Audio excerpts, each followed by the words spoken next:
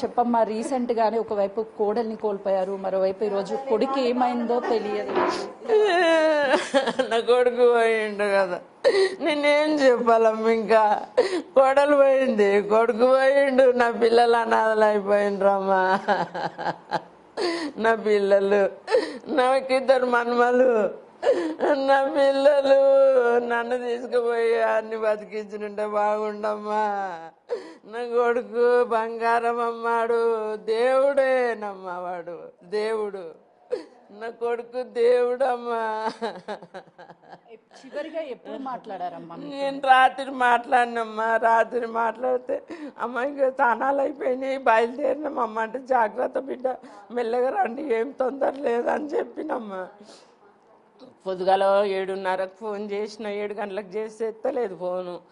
ఇక మా బిడ్డ చేసింది పెద్ద ఆమె, అన్న 7:30 అన్న అని చేస్తే వెళ్తున్నామమ్మ, చాయ్ తాగేటందుకు పోయినామన్నాడు అంట. అంతే. ఇక తనతో పాటు ఎవరన్నా వెళ్ళారా అమ్మ? అసలు మాట్లాడారా వాళ్ళతో? అక్కడ ఏం జరిగింది, ఇప్పుడు బాబు ఎలా ఉంది అని?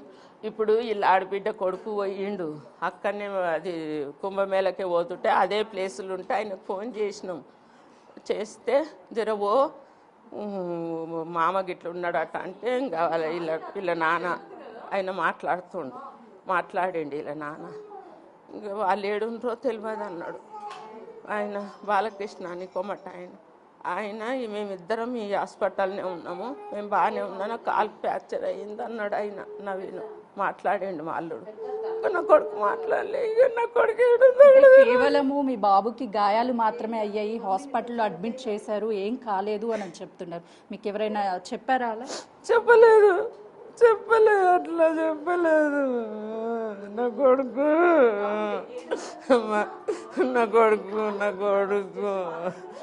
ఇద్దరు చిన్న పిల్లలు అడుగుతున్నారా? లేరు, వాళ్ళు హాస్టల్ ఉన్నారు. నిన్ననే మొన్న ఇంటికి వస్తే నిన్న నా చిన్న కొడుకు దోలిచ్చి వచ్చిండు. ఇంకా వాళ్ళకి ఏం తెలియదు. నా కొడుకు తండ్రి అంటే పంచ ప్రాణాలమ్మా. అది తండ్రి అంటే చాలా ఇష్టం వాళ్ళకు. బాధాకరం, ఎందుకంటే ఈ వయసులో నీకు కొడుకుని ఎంత కొడుకు ఇంకేం చేయాలమ్మా? నేను ఎందుకమ్మా నాకు ఈ బతుకు? ఎందుకమ్మా నాకు? పిల్లలకి చెప్పారా అమ్మ? ఇంకా చెప్పలేదు.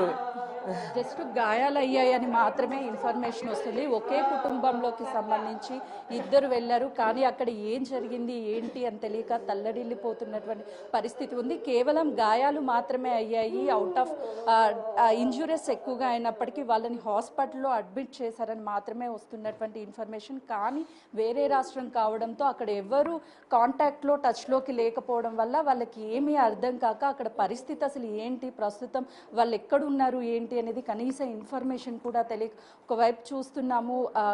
ఆ బాధ వర్ణాతీతం అనే చెప్పుకోవచ్చు.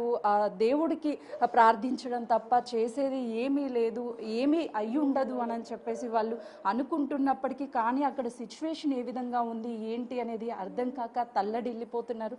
తల్లి ఒకవైపు మనవళ్ళకి తల్లిని కోల్పోయారు, ఇప్పుడు తండ్రిని కోల్పోయారు, పిల్లలకి ఏమని చెప్పాలి, నాన్న ఎక్కడున్నాడు అని అడిగితే నేను ఏం చెప్పాలి అంటున్నారు. వీళ్ళు ఇప్పుడుకి ఈ కుటుంబ సభ్యులు తొందరగా ఎంత వీలైతే అంత త్వరగా ఇంటికి పంపించండి, మా పిల్లలు ఎలా ఉన్నారో, మా కొడుకులు ఎలా ఉన్నారో, మా భర్త ఎలా ఉన్నాడు అని చెప్పేసి ఒక్కొక్క కుటుంబంలో ఒక్కొక్క బాధాకరం అని చెప్పాలి. ఎంతో 2 రోజుల పాటు ఫ్రెండ్స్తో కలిసి కుంభమేళాకి వెళ్ళి దర్శనం చేసుకొని తిరిగి వస్తున్నటువంటి సమయంలో ఈ పరిస్థితి రావడంతో వీళ్ళంతా కూడా ఏం చేయాలో తెలియనటువంటి పరిస్థితి ఉంది. ఒకవైపు తల్లి తల్లడిల్లిపోతుంది, మరోవైపు అక్క, వీళ్ళంతా ఒక కుటుంబ సభ్యులు వాళ్ళు కావడంతో అక్కడ నుంచి ఎలాంటి ఇన్ఫర్మేషన్ వస్తుంది, ఎప్పుడు ఏం తెలుస్తుందో అర్థం కాక అయోమయంలో వాళ్ళు తల్లడిల్లుతున్నారు. మరొక వైపు వాళ్ళకి అసలు ఎవరైనా సమాచారం ఇచ్చారా ఏంటి అని అడుగుదాం. మీకు ఎవరైనా సమాచారం ఇచ్చారంటే అసలు కాంటాక్ట్ అయ్యారా? ఫస్ట్ ఎవరో ఫోన్ చేసి మా చిన్నమామ నంబర్ పంపమని అంటే ఏదో హాస్పిటల్ వచ్చింది. దాని తర్వాత ఎవరు అంటే ఇంటి దగ్గరికి ఎవరో వచ్చి ఇలా అని చెప్పారు. అప్పటికి ఇంకా ఎగ్జాక్ట్గా తెలీదు ఏమైందో. అంటే మీరు మాట్లాడే ప్రయత్నం చేశారా, కాల్ చేశారా? మా నాన్నతో అయితే మాట్లాడాను. లెఫ్ట్ లెగ్ ఒక్కటే ఫ్రాక్చర్ అయ్యింది అని అన్నారు. ఇంకా మా అమ్మ వాళ్ళదేం అడిగితే తెలీదు అని అన్నారు. వేరే హాస్పిటల్లో ఉన్నారని. అంటే మా అమ్మాయికి మీరు కాంటాక్ట్ అయ్యారా? కాల్ ఏమన్నా ఫోన్? మా అమ్మ వాళ్ళకి కాల్ చేస్తే స్విచ్ ఆఫ్ అనే వస్తుంది ఫోన్. ఎవరు లిఫ్ట్ చేయట్లేదు. జరిగినటువంటి సంఘటన చాలా బాధాకరము. ఈ నాచారంకి సంబంధించినటువంటి పరిధిలోనే 9 కుటుంబాల్లో కి సంబంధించినటువంటి వ్యక్తులు వెళ్ళారు. అందులో 7గురు చనిపోయారని చెప్తున్నారు.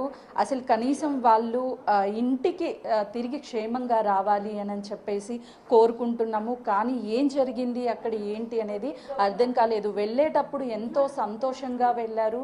కానీ ఇలా అవుతుంది, ఇలా ఇన్సిడెంట్ జరుగుతుంది, లేకపోతే వాళ్ళకి ఇంజూరీస్ అవ్వడం కానీ, లేకపోతే వాళ్ళ ప్రాణాలు కోల్పోతారని అస్సలు ఊహించలేదు. చాలా బాధాకరమని వాళ్ళ ఆవేదన అందరూ కూడా ఒకే కుటుంబ సభ్యుల, అంటే ఒక కుటుంబ సభ్యులైనా అందరూ, లేకపోతే ఫ్రెండ్స్ కూడా ఉన్నారా అందులో? మొత్తం 9 మంది, మొత్తం 14 మంది ఆ మినీ ట్రక్ లో ఉన్నారు అన్న ఇన్ఫర్మేషన్ ఉంది. నాచారం ప్రాంతంలో నుంచి కార్తికేయ నగర్ నుంచి 7గురు మొత్తం వెళ్ళారు. అంతా కూడా ఫ్రెండ్స్ అని చెప్తున్నారు. వీళ్ళంతా కలిసి వెళ్ళారు. కానీ ఇందులో ఉన్నటువంటి ఏడుగురిలో చనిపోయినటువంటి వాళ్ళే ఎక్కువగా ఉన్నారు. 2కి మాత్రమే మేజర్ ఇంజూరీస్ అయ్యాయని తెలుస్తున్నాయి. రెగ్యులర్గా ఉదయం లేస్తే అందరూ ఫ్రెండ్స్ కాబట్టి ఒక ఏజ్ వాళ్ళతో పాటు వాళ్ళకంటే చిన్న ఏజ్ వాళ్ళు కూడా ఫ్రెండ్స్గా ఉండి ఒక కుటుంబం లాగా ఉంటాము. అలాంటిది ఈరోజు వెళ్ళినటువంటి వాళ్ళలో 7గురు వరకు చనిపోవడం నిజంగా బాధాకరం అని చెప్తున్నారు. పక్కన ఉన్నటువంటి ఫ్యామిలీ మెంబర్స్ కూడా ఎంతో కలిసి ఉండే వాళ్ళము. ఒకే కుటుంబంలో అటు తండ్రితో పాటు మరోవైపు మేనమామ. కొద్దిసేపటి క్రితం మనతో మాట్లాడినటువంటి అమ్మాయి నాన్న కాల్ చేసి నాకు కాలుకి ఇంజూర్ అయింది, మామయ్య ఎక్కడున్నాడో తెలియదు అని చెప్పేసి వాళ్ళ నాన్న చెప్పాడు.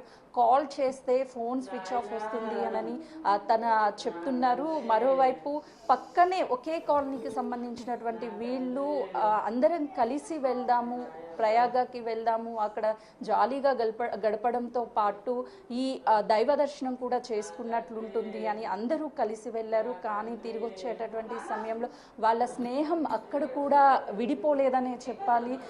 ఎంత కలిసి అక్కడికి వెళ్ళారో తిరిగి వచ్చేటప్పుడు కూడా అందరూ ప్రాణాలు, అంటే మరణంలో కూడా స్నేహం, బంధుత్వం వీడలేదు అని చెప్పేసి వీళ్ళు ఆవేదనతో పాటు బాధను వ్యక్తం చేస్తున్నారు. చిన్న పిల్లల దగ్గర నుంచి అసలు ఏమైంది, ఏం జరిగింది వాళ్ళకి తెలియదు. కానీ వాళ్ళ తల్లిదండ్రులు ఏడుస్తుండడంతో ఆ పిల్లలు కూడా ఏం జరిగిందో తెలియకపోయినా సరే వాళ్ళ ఆ తల్లిదండ్రులు ఏడుస్తుంటే వాళ్ళు కూడా గుక్క పెట్టి ఏడుస్తున్నారు. వాళ్ళని ఓదార్చడము ఎవరి తరం కాదనే చెప్పాలి. ఒక కుటుంబంలో 2 విషాద ఘటనలు జరిగితే ఒక ఇష్యూ జరిగితేనే చిన్న కుటుంబంలో వ్యక్తులకి గాయమైంది తెలిస్తేనే తల్లి తల్లడిల్లిపోతుంది. కొడుకుకి ఏమైంది దగ్గర ఉండి చూడడానికి వెళ్ళడానికి కూడా పరిస్థితి లేదు. ఎక్కడో మధ్యప్రదేశ్ అంటే వేరే రాష్ట్రంలో జరిగినటువంటి ఘటన కాబట్టి పోలీసులు కావచ్చు, ఆ స్టేట్కి సంబంధించినటువంటి వాళ్ళందరూ సపోర్ట్ చేయాలి. వెంటనే చనిపోయినటువంటి వాళ్ళని